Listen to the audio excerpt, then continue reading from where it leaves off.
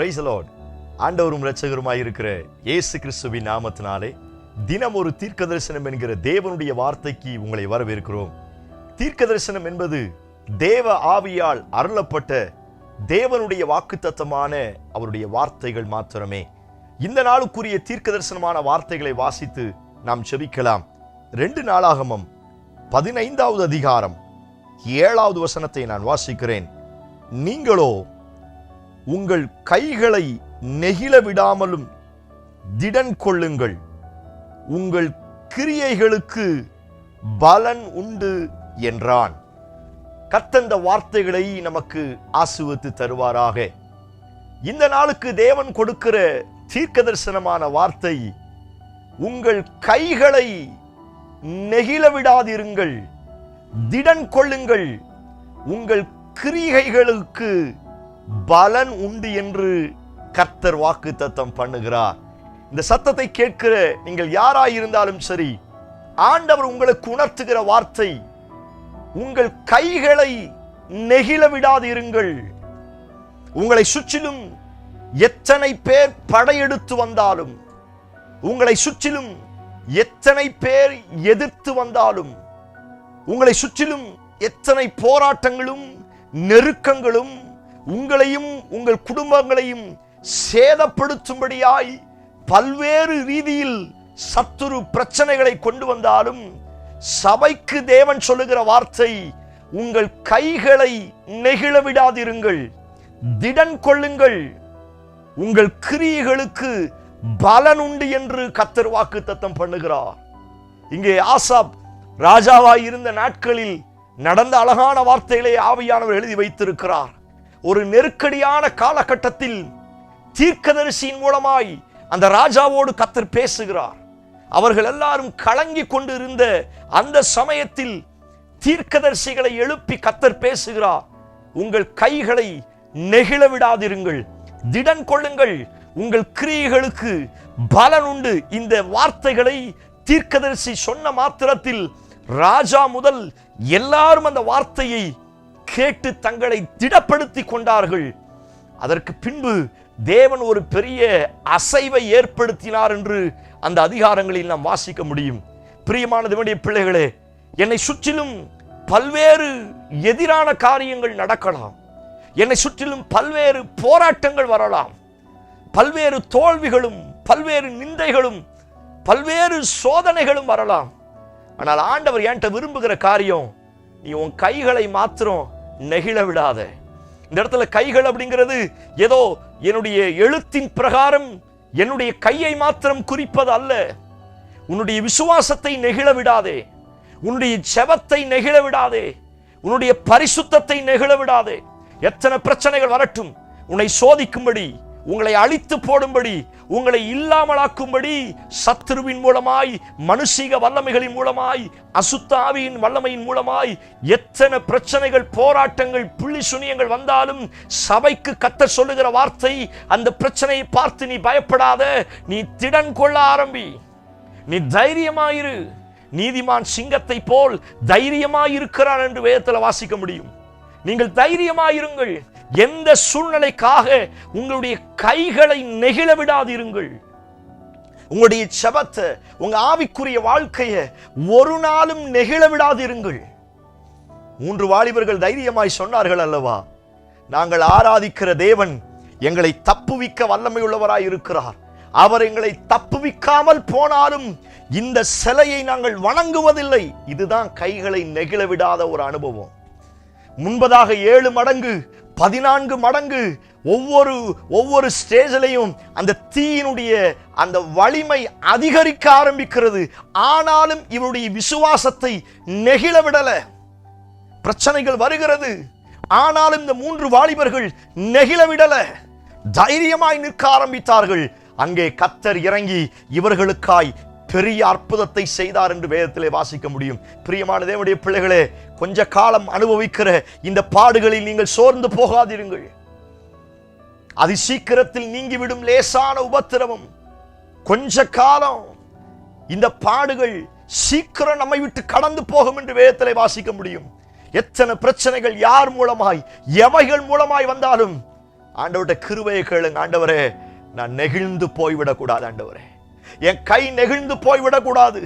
என்னுடைய விசுவாசமும் என்னுடைய ஜெபமும் என்னுடைய ஆவிக்குரிய வாழ்க்கையும் நெகிழ்ந்து போய்விடக்கூடாது.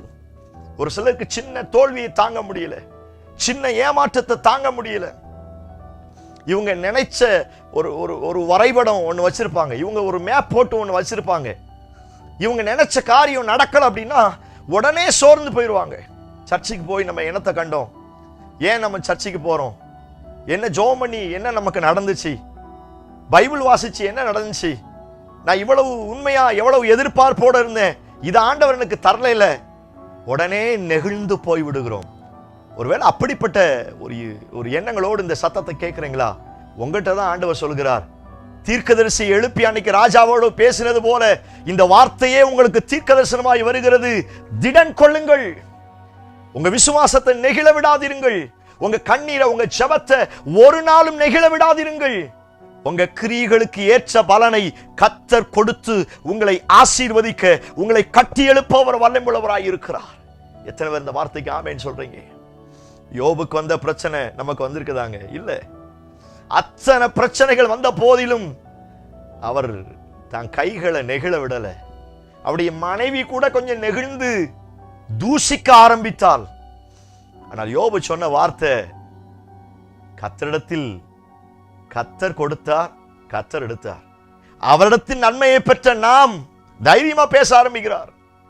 அவருடைய விசுவாசத்தை கொஞ்சம் கூட நெகிழ விடல. அவர் சொல்லுகிறார், அவரே வந்து என்னை கொன்று போட்டாலும் அவர் மேல் நம்பிக்கையாயிருப்பேன். இதுதாங்க நெகிழ விடாத ஒரு அனுபவம். நான் சொல்லுகிறேன், சத்துரு வெள்ளம் போல வந்தாலும், 1000 10,000 பேர் உங்களை சுற்றி நின்றாலும், ஒரு பாளையமே உங்களை சூழ பாளையம் இறங்கினாலும், இந்த சத்தத்தை கேட்கிற தேவ பிள்ளையே, நீங்கள் தேவனிடத்தில் கிருபையை கேட்டு பெற்றுக்கொண்டு உங்கள் விசுவாசத்தை நெகிழ விடாமல், உங்கள் ஜெபத்தை நெகிழ விடாமல் தைரியமாய் திடன் கொள்ள ஆரம்பியுங்கள். எத்தனை பாவங்கள் வரட்டும், நெகிழ விடாதீர்கள்.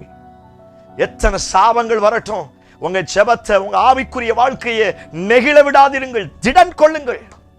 பிரச்சனை வரும்போது, போராட்டம் வரும்பொழுது தைரியமா நில்லுங்க. அப்பா என் கூட இருக்கிறார், அவர் எனக்கு தப்புவிப்பார், அவருடைய பலனை நான் அனுபவிப்பேன். நம்ப ஆரம்பிங்க.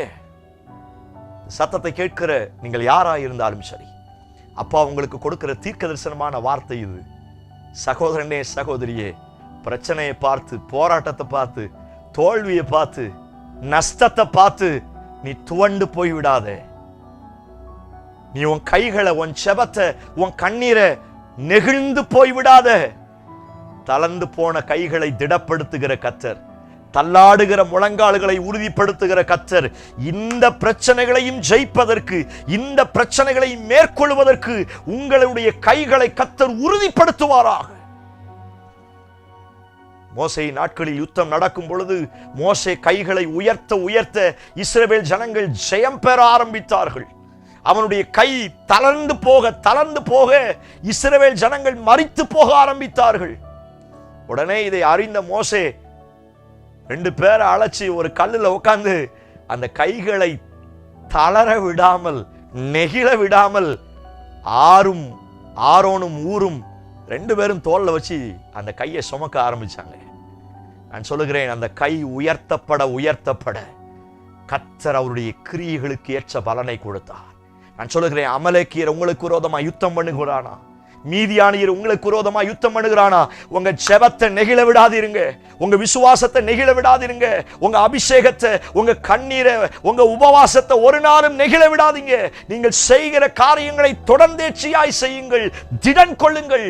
உங்கள் கிரியைகளுக்கு பலன் அவராலே உண்டு என்று கர்த்தர் வாக்குத்தத்தம் பண்ணுகிறார். ஒரு நல்ல தீர்மானம் எடுங்க. ஆண்டவர், எத்தனை பிரச்சனை வந்தாலும் தைரியமா நிற்பதற்கு, திடன் கொள்ளுவதற்கு எனக்கு கிருபையை தாங்கப்பா. நான் எந்த சூழ்நிலையிலும் போராட்டங்களை, பிரச்சனைகளை பார்த்து என் ஆவிக்குரிய ஸ்பீட, சபைக்கு கர்த்தருக்கு கொடுக்கிற முக்கியத்துவத்தை ஒரு நாளும் நான் இழந்து போயிடக்கூடாது. நீங்க ஒரே ஒரு கிருபையை கேளுங்க, நெகிழ்ந்து போகாமல் இருப்பதற்கு எனக்கு கிருபையை தாங்கப்பா. என்ன சூழ்நிலை வந்தாலும் நான் என் குடும்பமும் நெகிழ்ந்து போகாமல் இருப்பதற்கு எனக்கு கிருபையை தாங்கப்பா. என்னோட கண்களை மூடி சேர்ந்து ஜெபிக்க ஆரம்பியுங்கள். Praise God in Jesus name. Hallelujah. இந்த சத்தத்தை கேட்கிற உங்கள் ஒவ்வொருவரை பார்த்து சொல்லுகிறார், அது சீக்கிரத்தில் நீங்கிவிடும். இந்த லேசான உபத்திரவம் சீக்கிரத்தில் உனக்கு ஒரு அற்புதத்தை செய்ய போகிறேன். நீ திடன் கொள்ள ஆரம்பி. உன் கிரியைகளுக்கு நிச்சயமான பலனை நான் தருவேன். உன் கைகளை நெகிழ விடாத. உங்கள் ஜெபத்தை நெகிழ விடாதீர்கள். ஆண்டவர் உங்களுக்கு நிச்சயமான பலனை தருவாராக. ஆண்டவரே, இந்த சத்தத்தை கேட்கிற ஒவ்வொருவருக்காய் ஜெபிக்கிறேன். கடந்த நாட்கள் வந்த பிரச்சனையில, போராட்டத்துல ஒருவேளை அவருடைய ஆவிக்குரிய நிலைமை நெகிழ்ந்து போன நிலைமையில் இருந்தாலும், இன்றைக்கு இந்த வசனத்தை அனுப்பி தள்ளாடுகிற முழங்கால்களை, தளர்ந்து போன கைகளை கர்த்தர் நீ திடப்படுத்துவீராக. தைரியமாய் தேவனுக்காய் எழும்ப, திடன் கொண்டு நிற்க கர்த்தர் உதவி செய்யும். இயேசு கிறிஸ்து மூலம் ஜெபிக்கிறோம். ஜெபம் கேளும் நல்ல பிதாவே. Amen, amen. Praise the Lord. தைரியமா இருங்க, தளர்ந்து போகாதீங்க. தகப்பன் உங்க பக்கத்துல இருக்கிறார். இந்த செய்தி உங்களுக்கு ஆசீர்வாதமா இருக்கும் என்று சொன்னால் மற்றவருக்கு ஷேர் பண்ணுங்க. அவருடைய பலன் உங்களுக்கு நிறைவாய் கிடைப்பதாக. Amen. Praise the Lord. God bless you.